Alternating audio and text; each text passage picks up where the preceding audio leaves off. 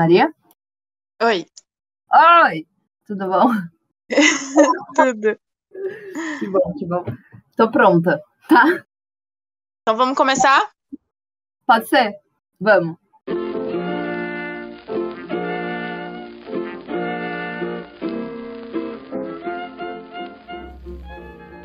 Jardim Elétrico Podcast.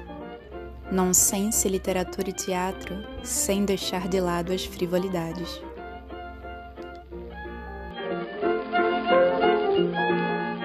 Bom dia, esse é mais um episódio do Jardim Elétrico Podcast e hoje a gente vai conversar sobre cinema de animação. Para falar sobre isso, eu convidei a minha amiga Vitória Mizai. Vitória, tudo bem? Olá, tudo bom? Tudo bem? Bom dia.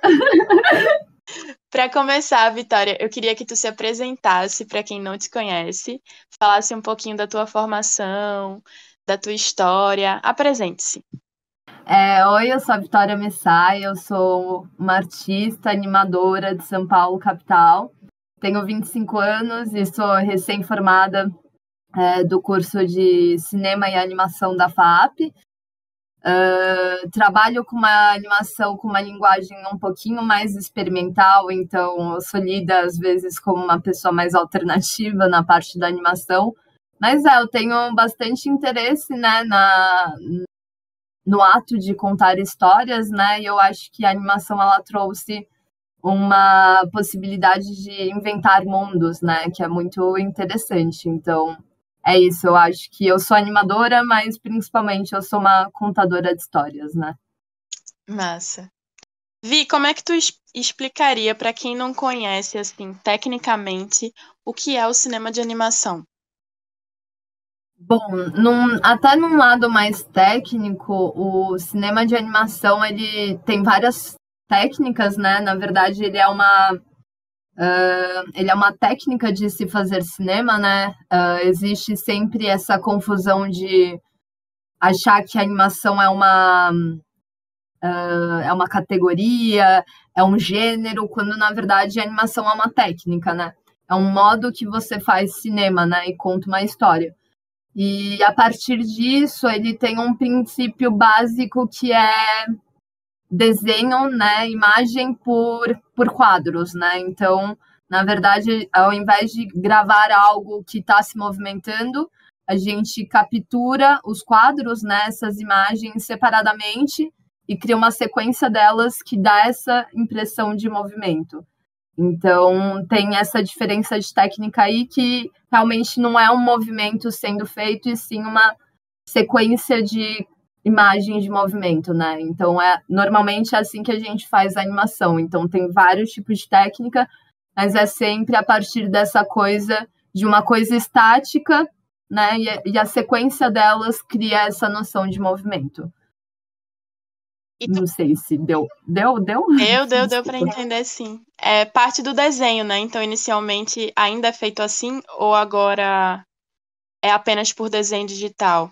Não, tem várias partes, ainda tem uma parte forte, né? Ainda mais na minha formação, que é em desenhos feitos quadro a quadro, né? Assim que eles falam, né? Imagem por imagem. Mas também a gente consegue ter vários tipos de animação, né? A gente tem geradas em 3D, né? Que é essa coisa mais Pixar. Então é outro tipo de animação também. Essas coisas mais digitais você consegue intervalar, né, criar essas sequências com mais facilidade, às vezes é um algoritmo.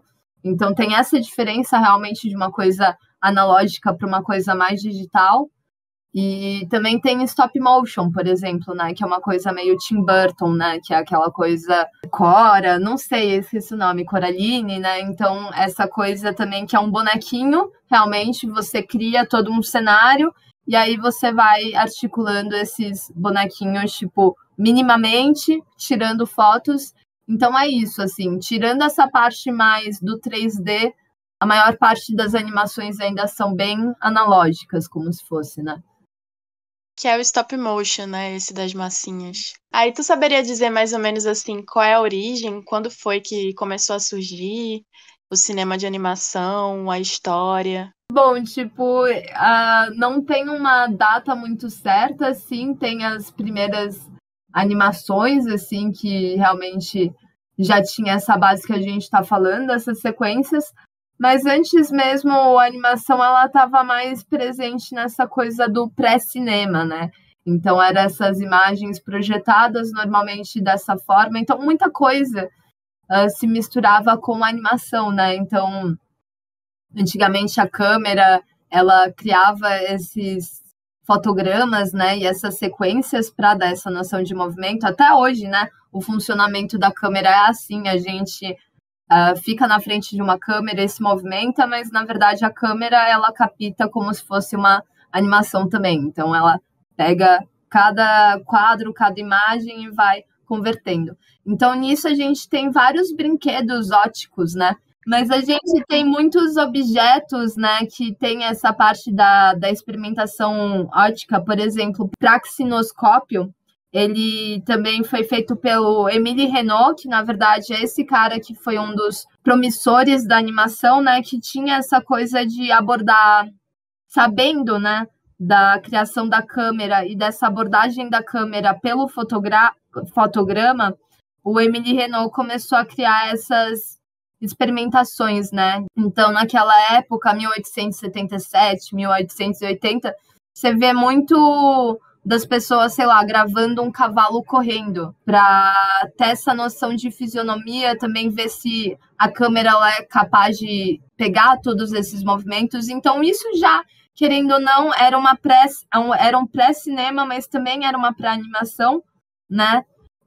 Falando do Émile Renault aqui, ele é importante na animação porque ele fez uma exibição chamada O Fantasmagoria, que era basicamente uma projeção, assim, já era gravado, mas ele conseguiu, assim, no Fantasmagoria, ele fazer essas exibições em Paris, abertas ao público, e basicamente ele tinha uma imagem de um fantasma, uma mulher meio que vestida em branco, assim, gravada, e ele conseguia projetar nas salas, né? Então, meio que a gente já considera meio que aí um nascimento de animação, sabe?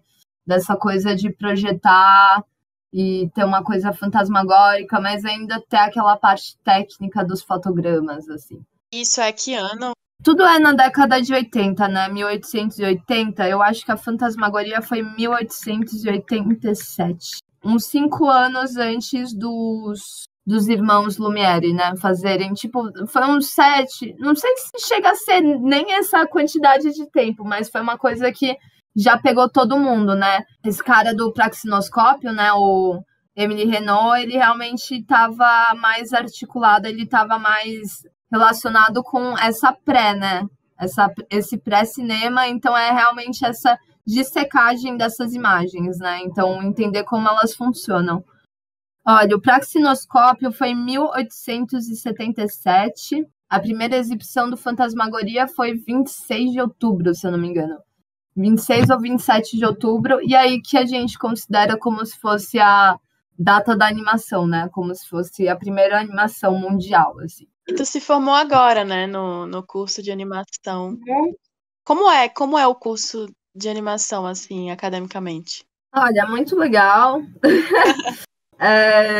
Eu tenho muitos elogios, assim, mas ao mesmo tempo é um curso muito novo. Em São Paulo, a gente é o primeiro bacharelado, né? Então tem um coração aí, né? As pessoas gostam muito do curso, mas ao mesmo tempo, lidando com o mercado, você vê que muita gente não tem uma formação muito universitária, muito formal em relação a isso. Então, às vezes tem essa frustração de ser formado para servir para uma mão de obra, sabe? Porque é uma indústria muito interessante, mas ainda é muito segregada, como muitas indústrias de arte, né? É bem interessante a gente poder se profissionalizar, ter um bacharelado disso, estudar 4 anos disso, mas ao mesmo tempo a gente acaba lidando com um mercado que está completamente despreparado, assim, para receber futuras gerações. Então, são coisas, assim, eu acho que o tempo político pode ser uma grande causa de tudo isso, mas ao mesmo tempo é só agora que a gente está começando a criar uma lógica de profissionalismo, sabe, na animação, e não só uma coisa de, você servindo para animar já pode fazer um filme, sabe? Não, tem toda uma questão de construção aí que pra gente é muito importante, né? Isso é o que eu ia te perguntar, se aqui no Brasil ele tem se é bem valorizado, né, a área de animação.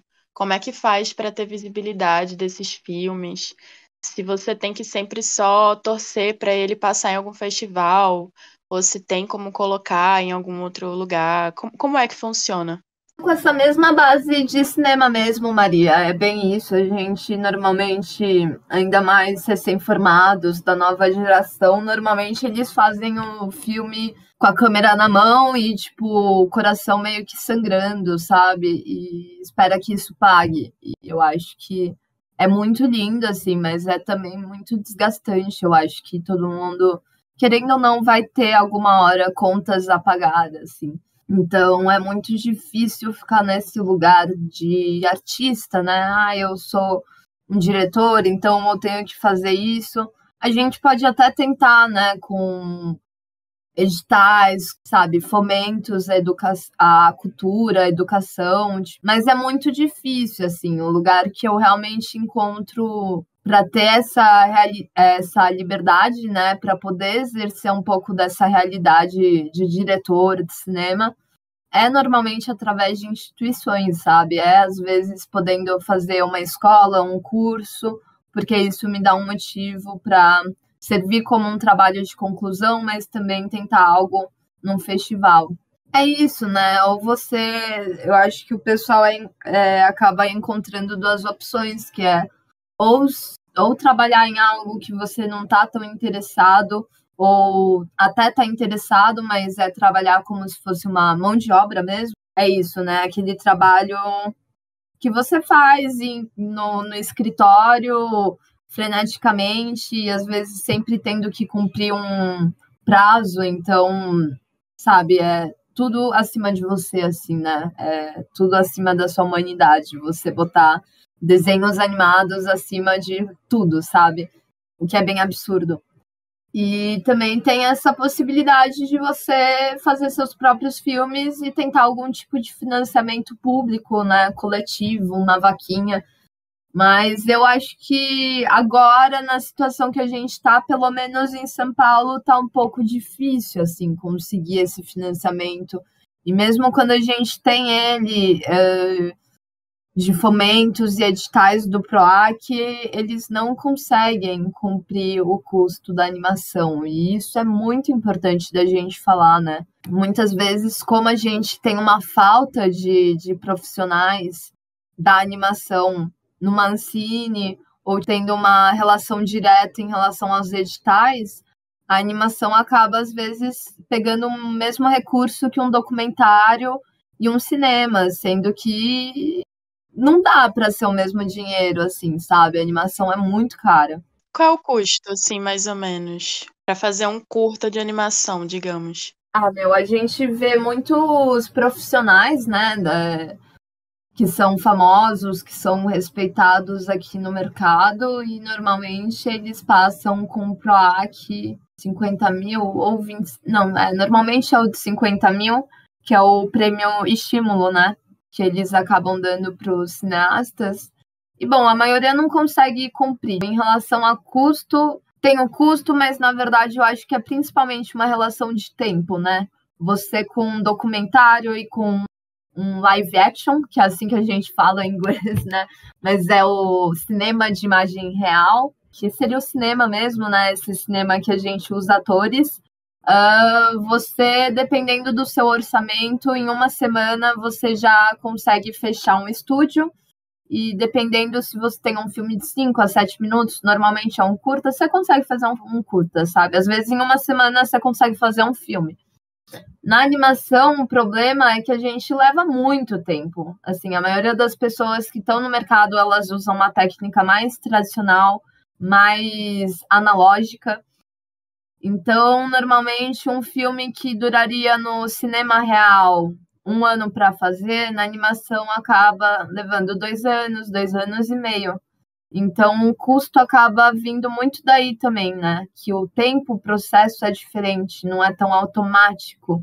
Tem que ter uma paciência para desenvolver as coisas. E nisso, às vezes, um edital de 1 ano vai ter que cobrir 3 anos, sabe? De você fazendo animação.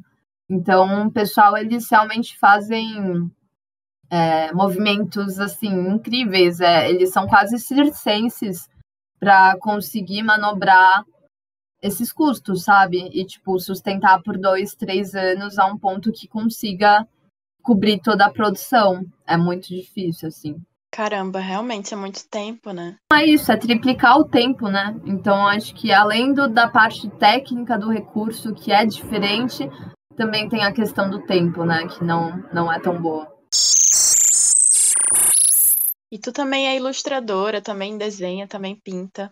Nos filmes que tu já fez, tu é que a pessoa que faz os desenhos? Normalmente não, assim, o que me deixa bem triste, porque normalmente nos meus filmes eu acabo pegando realmente como idealizadora, né? Então, como diretora, como roteirista. Então, quando eu tô trabalhando com um grupo muito grande, é isso, eu tenho muito. Minha mão tá muito presente no primeiro processo, né? No processo de criação, de pré-produção. Mas no momento que a gente entra em produção, querendo ou não, tudo que eu criei acaba servindo como uma referência para os diretores de arte, para os assistentes de arte, e meio que a gente cria uma mescla, né?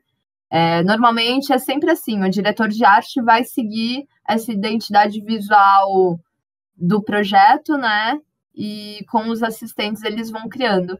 Mas nem sempre eu tenho tanto a possibilidade de poder pegar e desenhar eu mesma, assim, eu sou muito forte nesses primeiros momentos de vender o projeto, mas no momento que ele está sendo produzido, normalmente é uma galera que entra e tem que lidar com o meu estilo e vai replicar no meu estilo, sabe? Normalmente é assim. E esse teu último que tu fez, que foi o teu TCC, né? Foi a tua finalização, que tu me chamou para fazer uma das vozes, inclusive.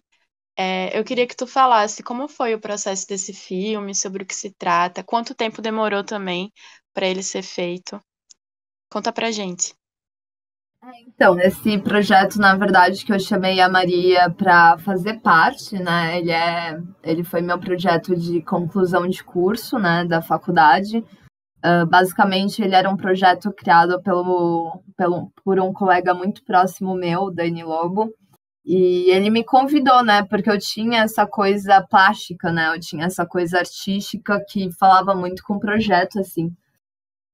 Basicamente, a gente criou uma série, né? A gente fez o episódio piloto, que é como se fosse o primeiro episódio da série piloto, né? Que direciona toda a identidade visual, toda a estrutura da narrativa a partir dele. E, basicamente, o nome do nosso projeto é Conflitos Passados. Em relação a esse episódio que a gente está fazendo, se chama Curral do Governo, né? Então, é Conflitos Passados, Curral do Governo. E, basicamente, a gente está trabalhando com uma série histórica, né?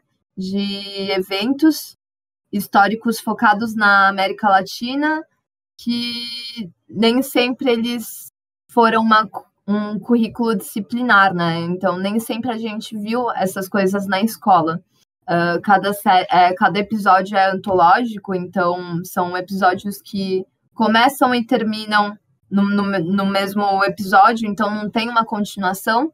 E cada episódio a gente vai para um lugar, assim. Então, no primeiro episódio a gente foi falar dos campos de governo, né? Os currais de governo, que eram campos de trabalho que foram criados na década de 30 em Fortaleza, por causa das grandes secas. Segundo episódio, a gente já vai para Hansestaden, sabe? Falar sobre a colonização e um explorador alemão que foi vítima de uns tupinambás, assim, e aí ele teve que fingir que ele estava com medo para não ser comido. Então é isso, a gente passeia por vários lugares da América Latina em cada episódio, trazendo, né, focando nesse público-alvo que é o vestibulando, né, essa pessoa que está começando a prestar agora e que às vezes não teve um acesso a esse tipo de história, né, então é isso, é uma série que tem muito esse olhar descolonial, né, latino-americano, uma coisa que para de ficar apontando tanto para a Europa, para a gente começar a olhar para si mesmo. Então tem esse discurso muito afetivo também, né? E em relação à série, ao episódio assim que a gente fez, bom, a gente estava focado em Fortaleza, né, nas grandes secas, né, que foram um período assim do começo do século passado que foi muito extenso, assim, teve grandes crises, grandes tempos de seca. Uma das maiores, que foi a Grande Seca, que foi na década de 30, já estava com Getúlio lá perto. Basicamente, os retirantes, né, as pessoas que moravam naquela região começaram a se retirar no movimento de ir para o sul, né, para tentar umas melhorias, porque eles estavam sem nenhum recurso, né, eles não estavam conseguindo comer nem nada. Então, estava tendo um movimento muito forte de migração para o sul.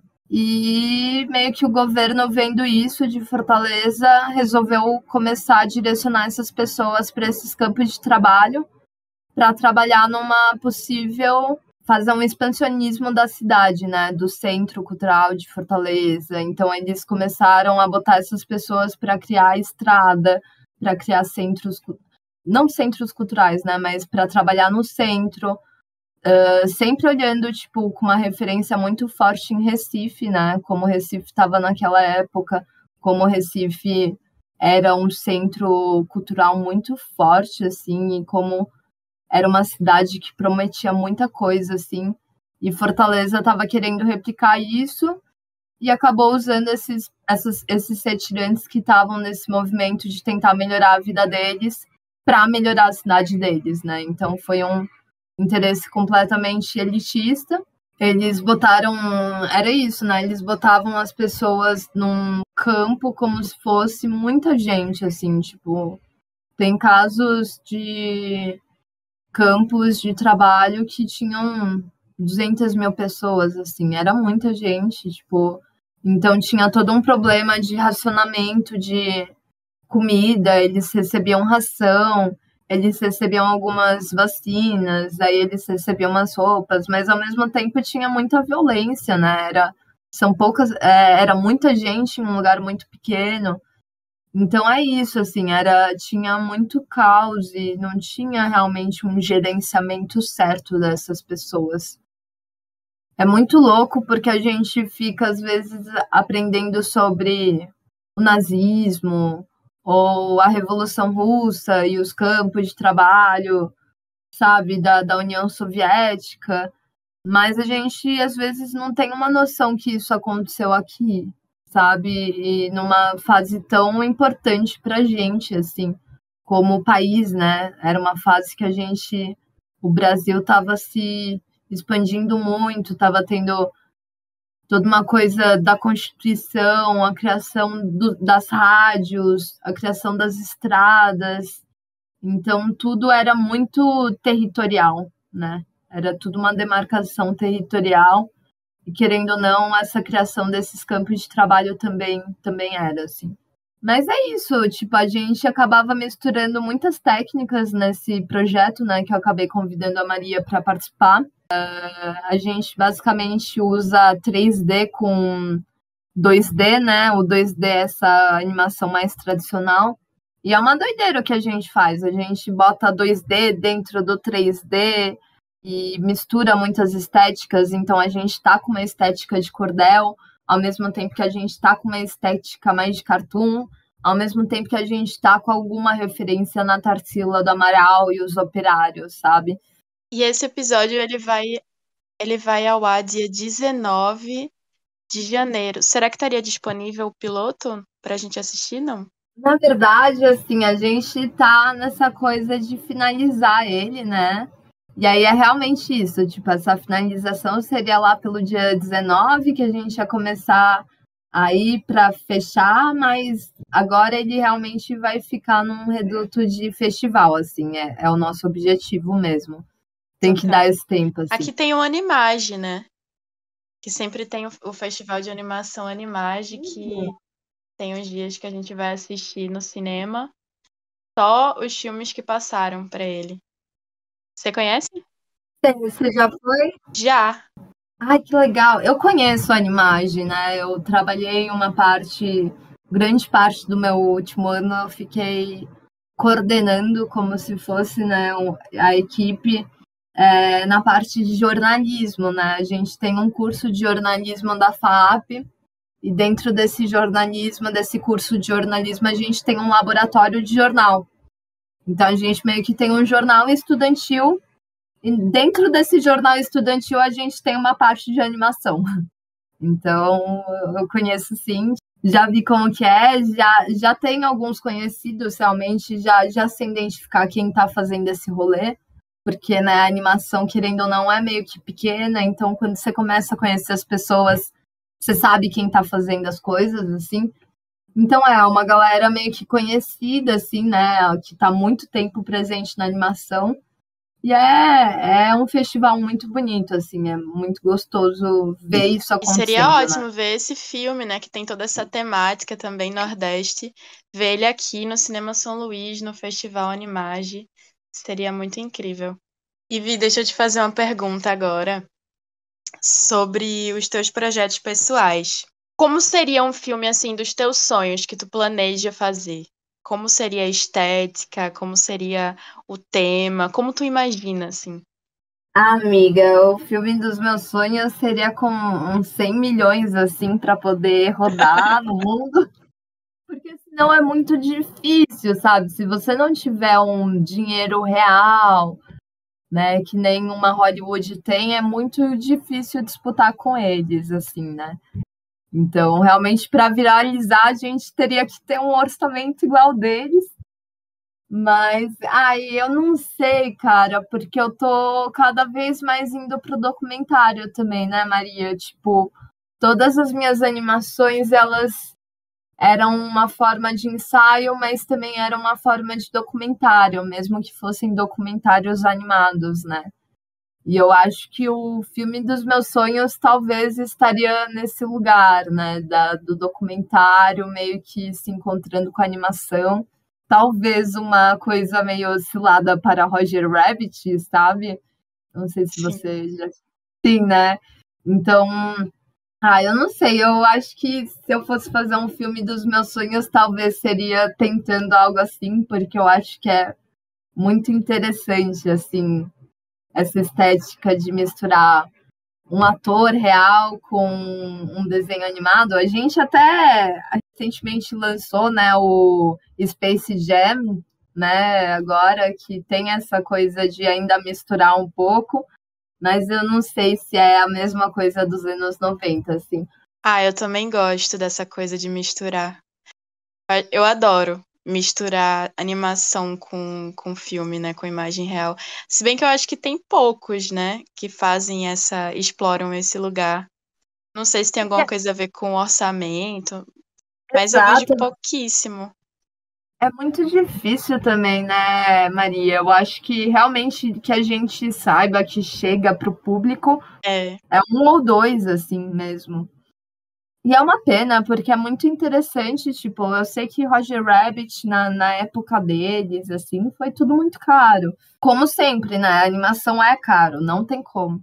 Mas eu acho que é isso, é tão fascinante, né, ver esses caras meio que se misturando, ter um ator atuando com desenho animado, e quando é bem feito, nossa, é tão lindo que realmente é muito difícil de acertar, né? Por isso que eu acho que a gente não tem assim mais, né?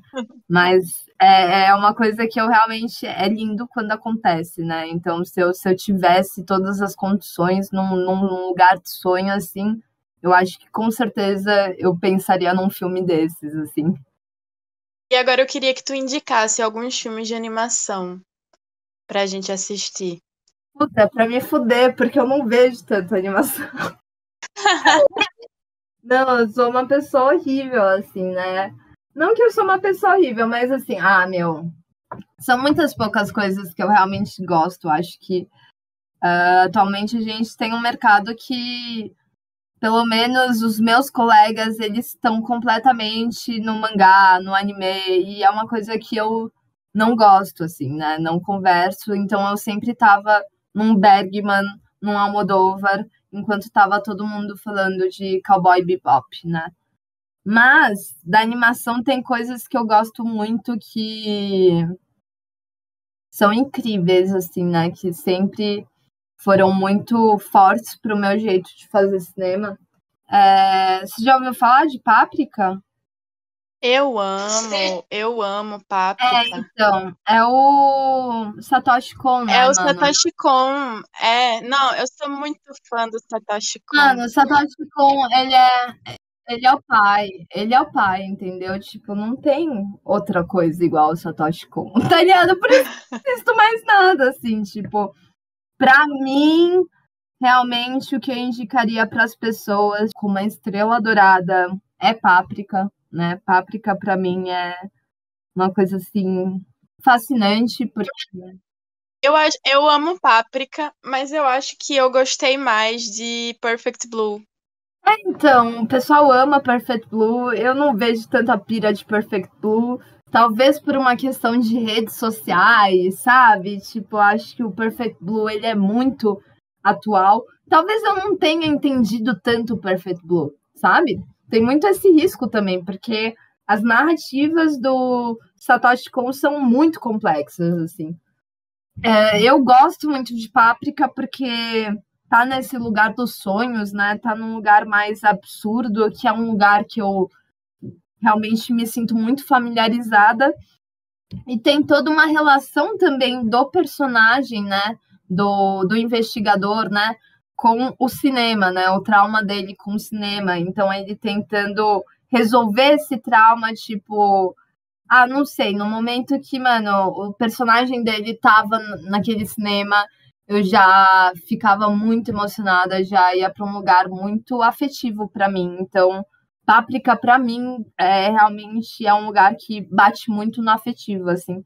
E é interessante porque, só pra gente ver, né, Páprica fala desse mundo dos sonhos, e foi uma grande referência pro filme A Origem, né, do Nolan. Eu acho uma cópia descarada de Páprica. Descarada, e é tão descarada que eles fazem. Tem cenas que eles reproduzem a de Páprica, né? Então é muito assim, você vê que realmente o cinema sempre tá bebendo de algo, assim. O Satoshi Kon também tem outro, que é o Tokyo Godfathers. Eu acho fascinante também. Não sei se você chegou a ver. Já tem na Netflix, inclusive, para quem quiser assistir. É uma delícia. Tipo, eu gosto muito também do Estúdio Ghibli, sabe? Daqueles clássicos, tipo Princesa Mononoke, Chihiro. Eles batem muito próximo de casa, porque eu não sei se a galera sabe também, mas eu sou asiática, além de tudo. Então, querendo ou não, esses filmes japoneses, eles estão muito próximos de mim, assim, né? Eu não sei se tu acha, se tu concorda comigo, mas assim, eu acho que os filmes do Satoshi Kon, eles são todos tão bons que acabaram virando uma referência de filmes que são muito famosos, mas ninguém nunca assistiu eles, assim. Páprica, sim, eu vejo muito, muito famoso, assim, e que eu vejo que a origem é uma cópia de Páprica total. Mas, por exemplo, tem outro filme, Perfect Blue mesmo. Eu vejo que Cisne Negro também bebeu muito de Perfect Blue. Tem umas cenas que são, né? É Né? muito parecido com a narrativa, com a história. Eu não sei se tu assistiu outro também dele, que é o Millennium Actress, que pra mim, assim, Puta, eu não assisti, eu tô pra assistir. pra mim esse filme, ele é Fala. muito, a cópia dele é, nossa, eu vou me matar porque eu não tô lembrando o nome desse filme. Ele é como um best-sellerzinho assim, uma coisa bem. Deixa eu. Que aqui a gente tem essa informação assim, a gente pesquisa na hora. Ah! Memórias de uma Geisha! Memórias de uma Geisha. Nossa, tá. Tá, eu tenho que dar uma. Eu acho que foi o único da filmografia do Satoshi Kon que eu acabei não vendo, assim, porque é isso, né, mano? O Satoshi Kon, ele é tão perfeito que ele morreu com 46, 50 anos, assim, mano. Deixou a gente com uma leva muito pequena de filmes, assim, foi uma coisa muito prematura, mano. O cara é muito foda. E aí ele deixou a gente, eu acho que o último dele foi realmente o Páprica. Ele fez um curtinho, assim, muito bonitinho e faleceu, né? Então eu tenho realmente que pesquisar isso, mas é incrível, eu acho que ele realmente é um dos caras mais que tá nessa coisa contra a cultura, né, da animação, assim, né? E foi pra um lugar que, tipo, vou fazer os filmes que eu quero fazer e foda-se, assim. E isso me lembra muito também o Belladonna of Sadness, né? Não sei se você Não conheço. chegou a ver. Que é também uma animação japonesa, se eu não me engano, da década de 80. Cara, lindíssimo. E bom, basicamente foi um filme também super artístico que foi completamente contra a indústria e basicamente eles faliram, né, a produtora por causa dessa escolha, assim. Mas, é um filme lindo, de arte e até pelo tipo de... é de 73.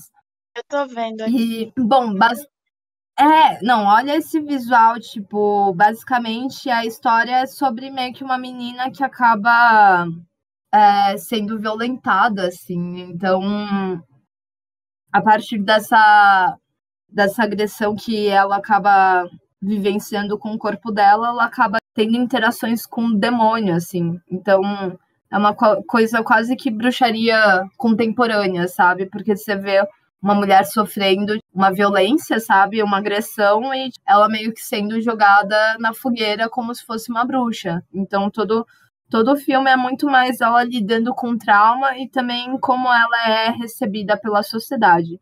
Só que, isso daqui, na estética, é absurdo. E a animação que eles fazem é uma coisa muito parecida com o que eu faço, assim. Então, realmente, tipo, de uma forma inconsciente, eu trouxe muito do que eu vi nesse filme, assim, pro jeito que eu faço meus filmes animados. E que é uma coisa que tá completamente fora, assim, da curva, né? Não é uma coisa Pixar. Total. Então, você tem imagens... São imagens super complexas, assim, que tem 1 ou 2 detalhes que se movimentam, sabe? Então, é bem diferentão, assim, é lindo. Tem alguma coisa a ver com... Não sei, eu vi essa imagem, né? Vi as imagens aqui, vi a animação dela pregada na cruz e tal, como uma bruxa. Exato, eu tô bem dessa mesma, amiga. Fala. Me lembrou um pouco aquele filme, Valerie e Sua Semana de Deslumbramentos. Sabe qual é? Esse daí é da década de 70, né? É. É de 1970, essa animação é de 73. Nossa! Então, você vê que é a mesma coisa, amiga. Eu acho que foi bem desse mesmo lugar, assim. Qual que é a história? Eu não ouvi falar. Então, eu assisti esse filme quando eu era adolescente, mas o que eu me lembro dele é que é a semana que ela vai descobrindo a sexualidade dela. Mas o filme é todo muito metafórico. E aí ela acaba sendo condenada meio por descobrir algum tipo de prazer nessa eroticidade. É exatamente isso, amiga. É exatamente isso. Eu não tô conseguindo... é isso mesmo. Eu já tinha visto alguns frames. Eu acho que eles beberam daí mesmo. Olha só que interessante, né? Você vê que as referências, elas são muito... Que nem Páprica, né? Páprica é de 2006, quando você vai ver a origem é de 2009, 2010. Então é bem isso, você vê que o cinema, ele bebe das coisas muito recentes e já replica elas, né? É muito interessante, assim. Esse Belladonna com certeza veio daí. E uma indicação um pouco mais acessível também, que eu daria para o pessoal de animação, assim, que eu gosto muito, né? É o Pachamama, que tá na Netflix também, que aí já vai muito com... Já tem um teor, assim, ideológico, ou até uma coisa mais narrativa que é muito parecida com o TCC que a gente fez, né? Esse Conflitos Passados, Curral do Governo, que é essa coisa, né, de contar histórias, né, da América Latina, assim, né, e através de uma pesquisa muito rica, que às vezes na animação acaba parecendo que é só uma estética, mas na verdade tem mundos e mundos replicados lá, né. Então, Pachamama é uma animação que eu super recomendaria para todo mundo que tem algum interesse olhar para a animação da América Latina, mas também olhar para esse lugar de América Latina sem ser através de uma ótica Pixar, né? Ou tipo uma coisa meio Viva ou Encanto, né? Que agora acabou de lançar, que é na Colômbia, se eu não me engano. Então, é bem diferente, né? Quando é a Disney falando sobre a América Latina e a América Latina falando sobre a América Latina, assim. Então, o Pachamama eu indicaria, assim, porque é muito gracioso e é interessante a gente ver as possibilidades que a gente pode fazer de cinema aqui, sabe? Eu vou fechar indicando mais uma, e essa também eu acho que tu devia assistir, que é uma animaçãozinha que eu descobri por acaso aqui, quando eu fui há muitos anos atrás para um festival, uma coisa bem local, que estava rolando aqui em Olinda, de um festival de animações da galera daqui. E aí tem um curta, ele é bem pequenininho, que se chama Céu, Inferno e Outras Partes do Corpo, que tem no YouTube, que é só colocar o nome que aparece, e eu acho muito massa. É muito curto e é sobre um cachorro que ele tá com dor de cotovelo, sabe? É basicamente essa a sinopse. Eu acho que tu ia gostar de assistir. Eu cheguei a ver, sim. Tu viu? É de uma galera. Deixa eu ver. Só, qual é o nome mesmo? O Céu e E Outras Inferno Partes do Corpo. e outras partes do corpo, né? Sim, eu já vi esse e é bem louco, porque a gente tá muito falando de um cinema completamente contra a cultura, né? Underground, que tá na margem, assim, já não é um padrão que a gente tem, mas que é muito forte nas animações brasileiras, né? Eu acho que essa galera que tá na animação brasileira tentando fazer algo que a Pixar tá completamente por fora, assim, porque o que realmente arrebenta e fala com o público é essas coisas estranhas mesmo, essas coisas brasileiras, essas animações muito irônicas e sujas, sabe? A gente é muito forte nisso, assim. É incrível esse filme. Então é isso, Vi. Obrigada pela conversa, pela disponibilidade, pela simpatia. A gente... Não, eu que agradeço, foi um prazer, assim, muito obrigada por me chamar e dar essa chance. Desculpa se eu às vezes atropelei ou qualquer coisa assim, mas é realmente um prazer poder estar aqui falando com você e com todo o seu público. Beijão, Vi. Beijo, Maria, muito obrigada. Tchau, tchau. Você gosta de cinema de animação e quer receber mais indicações? Eu vou deixar em anexo aqui na descrição uma participação que eu fiz no canal Léo da Good TV no YouTube, em que eu falo sobre animações brasileiras. Lá tem várias indicações sobre várias animações brasileiras que estão disponíveis em alguns canais de streaming ou até mesmo no YouTube. Olha lá!